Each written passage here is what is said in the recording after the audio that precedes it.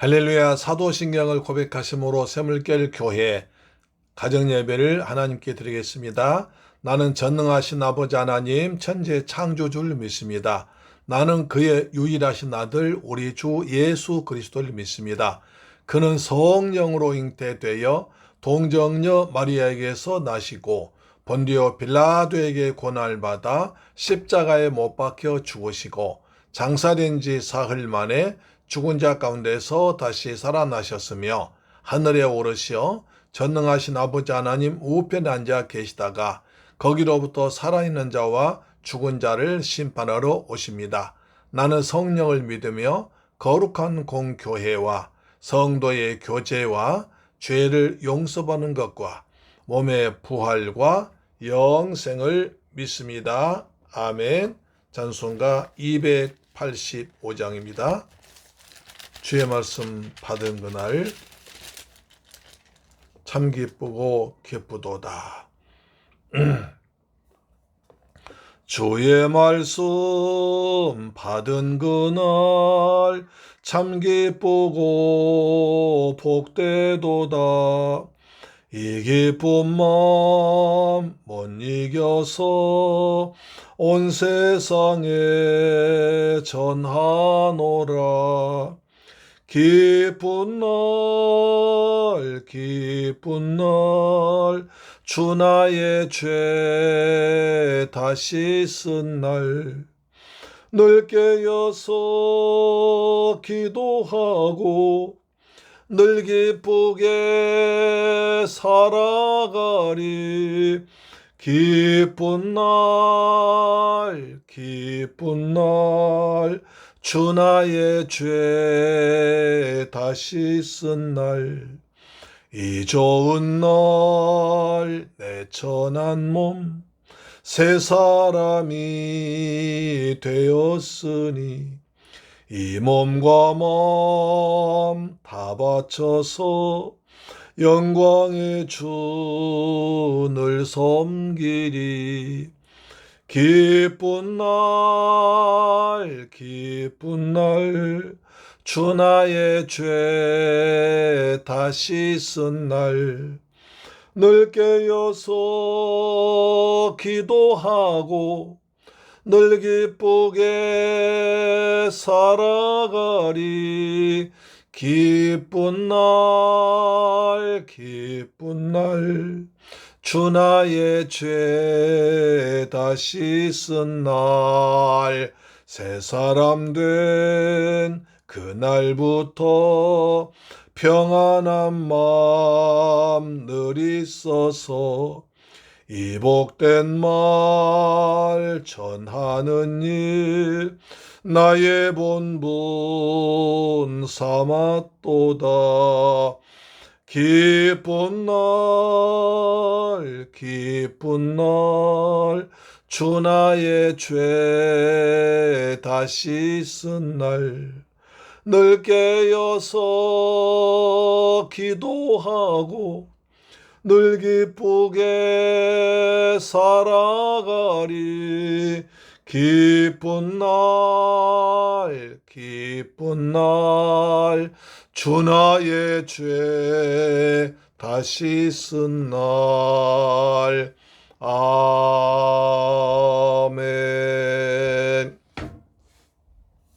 하나님 말씀 보겠습니다. 사도행전 10장 34절로 48절 말씀이 됩니다. 신약성경 204페이지에 기록되어 있는 신약성경 사도행전 10장 34절로 48절 좀 길지만 같이 읽겠습니다. 시작. 베드로가 입을 열어 말하되 내가 참으로 하나님은 사람의 외모를 보지 아니하시고 각 나라 중 하나님을 경외하며 의를 행하는 사람은 다 받으시는 줄 깨달았도다. 만유의 주 되신 예수 그리스도로 말미암아 화평의 복음을 전하사 이스라엘 자손에게 보내신 말씀 곧 요한이 그 세례를 반판 후에 갈릴리에서 시작하여 온 유대에 두루 전파된 그것을 너희도 알거니와 하나님의 나사렛 예수에게 성령과 능력을 기름 붓듯 하셨으며 그가 두루 다니시며 선한 일 행하시고 마귀에게 눌린 모든 사람을 고치셨으니 이는 하나님이 함께 하셨습니다. 우리는 유대인의 땅과 예루살렘에서 그가 행하신 모든 일의 증인이라. 그들이 나무에 달아 죽였으나 하나님이 사흘 만에 다시 살리사 나타내시되 모든 백성에게 하신 것이 아니요 오직 미리 택하신 중인 곧 죽은 자 가운데서 부활하신 후 그를 모시고 음식을 먹은 우리에게 하신 것이라. 우리에게 명하사 백성에게 전도하되 하나님이 살아있는 자와 죽은 자의 재판장으로 정하신 자 곧 이 사람인 것을 증언하게 하셨고 그에 대하여 모든 선지자도 증언하되 그를 믿는 사람들이 다 그의 이름을 힘입어 죄 사함을 받는다이느니라. 베드로가 이 말을 할 때에 성령이 말씀 듣는 모든 사람에게 내려오시니 베드로와 함께 온 할례 받은 신자들이 이방인들에게도 성령 부어주심으로 말미암아 놀라니 이는 방언을 말하며 하나님 높임을 들음이러라. 이에 베드로가 이르되 이 사람들이 우리와 같이 성령을 받았으니 누가 능히 물로 세례 베품을 금하리오 하고 또 명하여 예수 그리스도의 이름으로 세례를 베풀라 하니라. 그들이 베드로에게 며칠 더 머무기를 청하니라. 할렐루야. 사랑하는 새물결 가족 여러분, 그리고 이 방송 청취자 여러분, 한 주간 동안 주님의 은혜 가운데 평안하게 지내셨습니까? 아침에 사진 보면 민들레꽃이 활짝 피어서 이제 씨를 맺어가는 과정에 있습니다. 인천의 야생식물 박물관에 가보니까 이렇게 아름다운 모습이 있던데 우리 주위에 돈이 있는 모습이죠. 민들레꽃이 이렇게 씨를 퍼뜨리면 온 동네방네에 민들레가 많이 나듯이 우리도 복음의 씨앗을 퍼뜨리면 우리 주위에 많은 믿는 자들이 생겨나고 하나님의 나라가 확장될 줄 믿습니다. 아멘. 오늘 본문은 굉장히 길지만 우리가 세 가지로 볼 수 있습니다. 첫째는 외모를 보시자는 하나님입니다. 34절 보니까 베드로가 입을 열어 가로되 내가 참으로 하나님은 사람의 외모를 취하지 아니하시고. 여기 중요한 거예요. 베드로가 입을 열어 가로되, 입을 열어 가로되는 굉장히 중요한 말시아가 때 쓰는 말입니다. 예수님께서도 산상보원에서 팔복 주실 때 예수께서 제자들이 나오면 입을 열어 가르쳐 가라사대 라고 말씀했습니다. 오늘 베드로도 입을 열어 가로되 하면서 이방인들에게 복음을 전하고 있습니다. 어쩌면 베드로가 유대인 사도인 베드로가 이방인 고넬료 집에 간다는 것 자체가 큰 일입니다. 왜냐하면 그 당시 유대인들과 이방인들은 서로 교제하지 않았고 특히 유대인들은 이방인을 개로 취급했기 때문에 상대도 하지 않았습니다. 거래도 하지 않았고 인사도 하지 않았습니다. 그런데도 베드로 사도가 예수님의 수제자인 베드로 사도가 이방인 고넬료 집에 갔다는 것은 대단한 역사적인 사건입니다. 그래서 여기서 외모는 겉모양이 아니라 유대인이 지킨 율법과 종교적 관습, 형식적인 경건 줄 말합니다. 사람은 외모를 봅니다. 하나님은 중심 보십니다. 사무엘상 16장 7절 보니까 여호와께서 사무엘에게 이르시되 그 용모와 신장을 보지 말라. 내가 이미 그를 버렸노라. 나의 보는 것은 사람과 같지 아니하니 사람은 외모를 보니와 나 여호와는 중심을 보느니라. 그렇습니다. 하나님께 사람 외모를 보지 취하지 않는다는 것은 유대인이라고 더 잘 봐주는 것이 아니고 이방이라고 버리는 것이 아니라는 뜻입니다. 우리 하나님은 우리 마음의 중심에 예수님으로 말씀으로 은혜로 성령으로 충만해 채워지기를 원하십니다. 35절 보시니까 각 나라 중 하나님을 경외하며 의를 행하는 사람이 하나님 받으신 줄 깨닫도다. 베드로라고 합니다. 하나님께서 각 나라 중 하나님을 경외하는 사람 그리고 의를 행하는 사람을 하나님께서 받아주신다고 합니다. 지금 고넬료가 그렇게 살았지 않습니까? 고넬료가 이방이지만 하나님을 경건히 여기며 하나님을 경외하며 날마다 기도하며 백성을 많이 구제한 사람 아닙니까? 그러니까 하나님을 경외하며 의롭게 살았습니다. 그래서 하나님께서 이제 베드로를 통해서 만나고 듣고 하신 거죠. 자, 또한 그다음 보니까요. 10장 36절 보시면 만유의 주 되신 예수 그리스도로 말미암아 화평의 복음을 전하사 이스라엘 자손들에게 보내신 말씀, 여기서 예수님을 만유의 주라고 하십니다. 만유란 뜻은 무슨 뜻입니까? 세상의 모든 물건, 모든 사람, 다시 말해서 하나님의 통치하는 모든 것을 말합니다. 그래서 구약 성경에서는 하나님을, 여호와 하나님을 만유라고 쓰는데 베드로는 여기서 예수님을 만유의 주라고 하십니다. 예수 그리스도는 만유의 주인 되십니다. 왜냐하면 그가 없이는 하나도 창조된 것이 없다고 요한복음 1장에 말씀했기 때문에 그렇습니다. 또 화평의 복음입니다. 복음은 평화를 줍니다. 화평을 줍니다. 예수님께서는 이 땅에 평화의 왕으로 오셔서 믿는 자들에게 마음에 평화를 주십니다. 그렇죠? 네. 화평의 복음전. 요한복음 14장 27절에 평안을 너희에게 주노니 곧 나의 평안을 너희에게 주노냐. 내가 너희에게 주는 것은 세상이 주는 것 같이 아니하니라. 너희는 마음에 근심도 말고 두려워하지 말라. 내가 너희에게 평안 준다고 했습니다. 우리 주 예수 그리스도를 말미암아 평안을 얻기를 축복합니다. 아멘. 자, 그 다음 보면 10장 38절 중요합니다.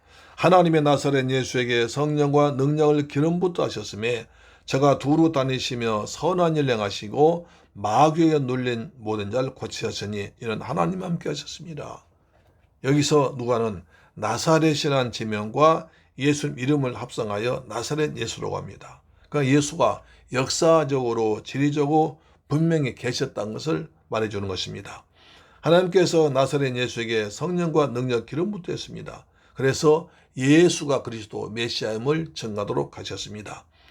자, 여기서 선한 착한 일이란 헬라 사상의 뿌리를 내린 말로서 왕의 백성들을 잘 보살피고 그들에게 사랑으로 도움을 베풀어 줄 때 백성들은 그 군주를 향해서 선한 일 행한다고 평가해서 왕을 자기의 은인으로 생각했습니다. 하나님은 항상 예수님과 성령과 함께 하셔서 마귀에 눌린 모든 자를 고쳐주셨고 병든 자를 고쳐온 선한 일 많이 하셨습니다. 예수 그리스도는 어제나 오늘 영원토록 동일하시니까 오늘도 우리가 믿고 기도하는 우리에게 하나님께서 능력과 기적을 베풀어 주실 줄 믿습니다. 아멘. 그 다음에 두 번째는 증인이여 증언하라고 합니다. 10장 39절 보시면 우리는 유대인의 땅과 예루살렘에서 그의 행하신 모든 일의 증인이라 그를 저희가 남에 달아주겠다. 사도 베드로 말합니다. 우리는 예수의 증인이다. 우리는 예수의 모든 일의 증인인데 먼저 그를 예루살렘 유대인들이 남에 달아주겠다. 이렇게 말했습니다. 베드로는 자신을 예수님 행하신 모든 일의 증인이라고 합니다. 증인은 법적 용어로서 어떤 사실을 보고든 그대로를 전해야 됩니다. 베드로는 예수께서 병을 고치신 것과 귀신 쫓아내는 것을 보았고 천국 복음을 가르치는 걸 들었습니다. 그래서 나는 예수의 증인이라고 합니다. 우리가 지금은 이 증인들의 말을 믿는 것입니다. 우리가 예수 신장군을 보지 못했지만 전해오는 그를 통해서 믿는 거 아니겠습니까? 예수님의 제자들 대부분이 주님의 십자가의 죽으심과 부활을 보았고 그 사실을 죽음을 강화하고 증거했기 때문에 다 순교한 것입니다. 그래서 증인 헬라어로 말투스라고 하는데 순교자라는 뜻입니다. 예수 복음을 전하는데 예수의 증인되는 순교자를 각오하고 복음을 전했다는 것입니다. 그를 저희가 남에 달아주게 십자가입니다. 하나님이 다시 10장 40절에 하나님이 다시 사흘 만에 살리사 나타내시되 했습니다. 여기서 십자가 죽음에서 예수 그리스도의 부활을 증거합니다. 유대 종교 지도자들은 구세주를 몰라보고 예수님은 십자가 못 박아 죽였지만 베드로는 전능하신 하나님의 능력으로 죽었다가 다시 살아나신 죄의 권세 이고 부활하신 예수님의 부활을 확실히 증거했습니다. 기독교는 부활의 종교입니다. 그렇기 때문에 죽은 것 같지만 다시 살아납니다. 다른 종교는 죄 문제를 해결하지 못해서 절대 부활이 없습니다. 공자도 석가도 마호메트 또 안성도 박태선도 죄값은 사망이라는 법에 의해서 지금은 영원한 지옥에 들어져 고통당하고 있습니다. 초대교회 사도들은 예수님의 십자가 죽으심과 부활이 증인되었는데 이것이 예수가 그리스도의 심을 증거한 것입니다. 지금도 복음의 핵심은 그리스도의 죽으심과 부활인 것입니다. 아멘. 10장 42절 보시면 우리를 명하사 백성에게 전도하되 하나님의 산자와 죽은 자의 재판장으로 정하신 자가 곧 이 사람인 것을 증거하게 하셨고, 우리를 명하사 전도하되 예수님의 3년 동안 제자를 훈련시킨 목적은 바로 전도라는 것이었습니다. 전도는 하나님의 제일 큰 관심사이므로 모든 세상사는 전도에 포커스를 맞춰 올라가고 있습니다. 마태복음 24장 14절에 이 천국 복음이 모든 민족에게 전교되기 위해서 온 세상에 전파되리니 그제야 끝이 오리라 하셨습니다. 그랬습니다. 그래서 사도 바울은요, 항상 나는 사도다 그 말을 굉장히 자신 있게 했습니다. 갈라디아 교회나 고린도 교회 일부에서 아니 바울이 무슨 사도냐, 12사도 따로 있는데 바울은 사도가 아니야, 가짜 목사라고 말이 많았습니다. 그러나 바울은 항상 그래서 바울 서신 13권을 기록하면서 1장 1 안부에 거의 대부분 다 나는 하나님의 종으로 택정받은 그리스도의 사도라고 자신 있게 말합니다. 로마서 1장 보세요. 예수 그리스도의 종 바울은 사도로 부르심을 받아 하나님의 복음을 위해 택정함이 입었다 이 말입니다. 바울서 열쇠관의 서두에서 자랑스럽게 난 사도라고 부르심 받고 복음을 위해 택정함 받은 그리스도의 종이라고 했던 것을 말할 수 있습니다. 사한 자와 죽은 자의 심판 누구십니까? 우리 주 예수 그리스도께십니다. 한 번 죽는 사람에게 정하신 것이요 그 뒤에 심판이 있습니다. 그러나 예수 안에 있는 자는 죽음 이후에 영원한 천국이기 때문에 산 자고, 예수 밖에 있는 자는 영원한 죽음의 심판이기 때문에 죽은 자입니다. 우리는 산 자 가운데서 살아있는 예수를 믿음으로 영생할 줄 믿습니다. 아멘.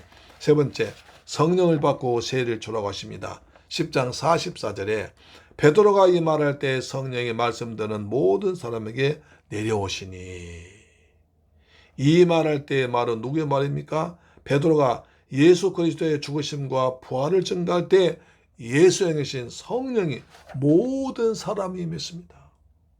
성령이 내려오시는 뜻은요, 위에서 떨어지다 앞뒤에 사로잡다는 뜻입니다. 사도행전 2장에서 120문도가 오순절 마가다락바에 모여서 전심으로 일심으로 지속적 기도할 때 거기에 성령이 맺습니다. 사도행전 8장 17절에 베드로와 요한이 사마리아에서 안수할 때 성령이 맺습니다. 오늘 본문에서는 베드로가 설교할 때 성령이 맺습니다.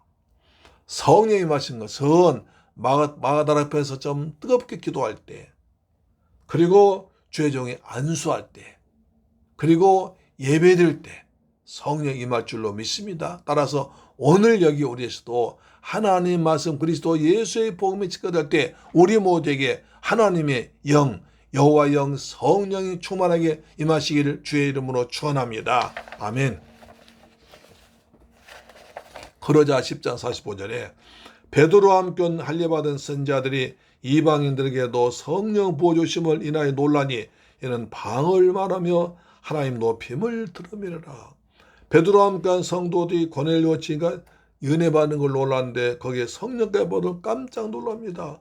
더구나 방언까지 해서 더 놀랍니다. 오순절 마가다락바에 모여서 기도할 때 성령이 맺고 방언이 맺습니다. 고넬료 이방인 고넬료 집에 성령이 마시고 방언이 맺습니다.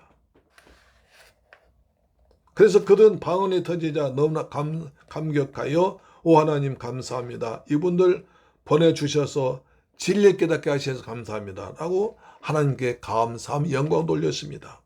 만낙장 그래서 이걸 가이사랴의 오순절 고넬료 집안의 오순절이라고 합니다.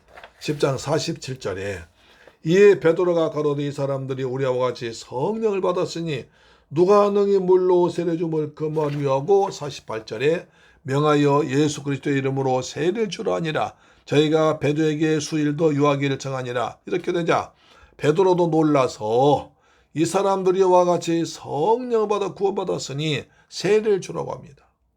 교회에 나와 예수 그리스도를 나와 나의 주 나의 하나님으로 인정하고 믿고 영접하면 성령 받습니다.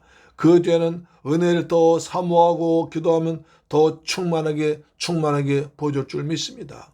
마침내 고넬료가는 이방이면서도 모든 성령받고 구원받아 세례까지 받은 복을 얻은 것입니다. 할렐루야. 사랑하는 새물길 가족 여러분, 우리 사도행전 10장 통해서 큰 은혜를 받고 있습니다. 지금까지 복음이 예루살렘에만, 유대 땅에만 머물러 있다가 사도행전 8장을 통해서 사마리아에 증거되고 에티오피아 내시까지 증거되고 또 기타 여러 군데 증거되다가 드디어 이제 그 다음에 사도 사울이, 핍박자 사울이 바울이 됐습니다. 그리고 이제 또 베드로를 통해서 이방인에게 복음이 전파돼서 이방인 선교가 본격적으로 시작되고 있습니다. 그러기 위해서 거기에 하나님의 성령이 충만했습니다. 우리도 날마다 하나님의 성령 충만하기를 소망합니다. 성령은 마가다락방 기도할 때 성령이 맺습니다. 사도행전 8장 17절에 베드로가 안수할 때 성령이 맺습니다. 그리고 사도행전 10장에 보니까 모여서 예배할 때 성령이 맺습니다. 우리 교회에서 날마다 은혜가 넘치고 성령 충만한 역사가 나타날 줄 믿습니다. 아멘. 기도하겠습니다. 할렐루야. 좋으신 아버지 감사합니다. 저희를 사랑하시고 축복하셔서 은혜 받게 하심을 감사합니다. 베드로가 고넬료 제배에서 설교할 때 성령이 맺습니다. 우리도 예배할 때 성령이 충만케 하시며 하나님은 외모를 보시지 않고 사람의 중심 보심을 깨닫고 우리의 중심에 하나님의 은혜로 말씀으로 충만하게 채워 주옵소서. 주는 그리스도시요 살아계신 하나님의 아들이심을 믿습니다. 우리를 통해서 이웃들에게 복음이 전파되도록 우리의 성령을 충만하게 해서 예수의 증인되도록 도와주옵소서. 예수님의 이름으로 기도드립니다. 아멘. 주기도 마칩니다. 하늘에 계신 우리 아버지여, 이름이 거룩히 여김을 받으시오며 나라에 임하옵시며 뜻이 하늘에서 이룬 것 같이 땅에서도 이루어지이다. 오늘날 우리에게 일용할 양식을 주옵시고 우리가 우리에게 죄 지은 자를 사하여 준 것 같이 우리 죄를 사하여 주옵시고 우리를 시험에 들게 하지 마옵시고 다만 악에서 구하옵소서. 대개 나라와 권세와 영광이 아버지께 영원히 있사옵나이다. 아멘. 할렐루야. 내일 성전에서 뵙겠습니다. 오늘 말씀 몇 번 읽으시고 저주 듣고 오시면 내일 은혜가 더 풍성하게 임하고 우리에게 은혜 받을 때 성령이 각자에게 임할 줄 믿습니다. 아멘. 내일 뵙겠습니다.